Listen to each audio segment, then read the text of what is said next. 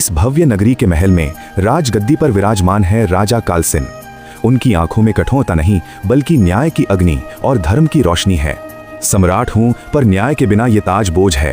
चाहे राजा हो या प्रजा, सबको समान न्याय मिलेगा, नहीं तो काले चक्र से कोई नहीं बच सकेगा।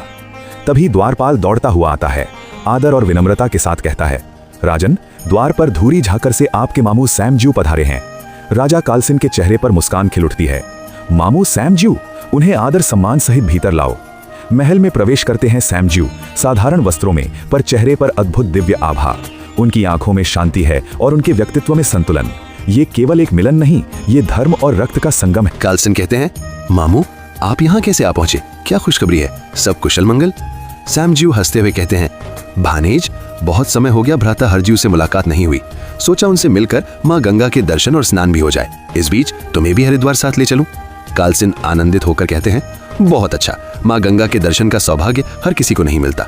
मैं और आप साथ चलेंगे, पर मुझे लगता है कि हमें भ्राता गोरिया को भी इस यात्रा में शामिल करना चाहिए। सैमज्यू सहमत होते हुए कहते हैं, ये एक बहुत अच्छा विचार है, इस बहाने बड़े भानिज से भी मिल लेंगे। तभी बालो गोरिया को संदेश भेजा जाता है। संदेशवाहक आता है, राजन, कालसिन राजा ने आपको हरिद्वार की पवित्र यात्रा में शामिल होने का निमंत्रण भेजा है। बाला गोरिया प्रसन्न होकर कहते हैं, ये यात्रा साधारण नहीं, ये धर्म और भक्ति की यात्रा है, मैं अवश्य चलूंगा। अगले ही दिन श्वेत वस्त्र, श्वेत पगड़ी और श्वेत घोड़े पर सवार होकर राजा बाला गोरिया प्रस्थान करते हैं। ढोल बजते हैं, शंख गूंजते हैं, दिशाएं पवित्र हो उठती हैं। राजमहल के विशाल आंगन में पहले से उपस्थित हैं कालसिन और सैमज्यू। दूर से आता है श्वेत घोड़े पर बाला गोरिया का दिव्य स्वरूप। फूलों की वर्षा होने लगती है, देवताओं की अगवानी की ध्वनियां गूंजती हैं। कालसिन उत्साह से कहते हैं, आज हमारी यात्रा पूर्ण हो गई है। बाला गोरिया, हमारे बड़े भाई अब इस पवित्र यात्रा के सहभागी हैं। सैमज्यू मुस्कुराकर कहते हैं, हाँ भानिज, अब ये यात्रा और भी शक्तिशाली हो गई है। तीनों के चेहरे पर दिव्य आभा, सम्मान, प्रेम और धर्म का अद्भुत संगम। कालसिन की वाणी गूंजती है, अच्छा किया तुमने आने का, अब हम तीनों एक साथ हरिद्वार जाएंगे।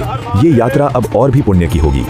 ढोल, शंख और जय घोष, जय कालसिन, जय बाला गोरिया, जय सैमज्यू, जय माँ गंगा। देवताओं के आशीर्वाद के साथ सैनिक, सहायक और भक्तों का कारवां हरिद्वार की ओर बढ़ता है। उस पवित्र मार्ग पर ठहर जाता है जहां से धर्म, भक्ति और दिव्यता की एक नई कथा आरंभ होती है। अब यात्रा आगे बढ़ी ही थी कि रास्ते में सांगुड़ी दैत्य रास्ता रोके खड़ा है। आगे काला सैम इस दैत्य का संहार कैसे करते हैं, जाने अगले पार्ट में। तब तक मेरे चैनल ऑफिशियल बीजे सिंह को सब्सक्राइब करें ताकि आने वाले वीडियो की नोटिफिकेशन आपको मिलती रहे।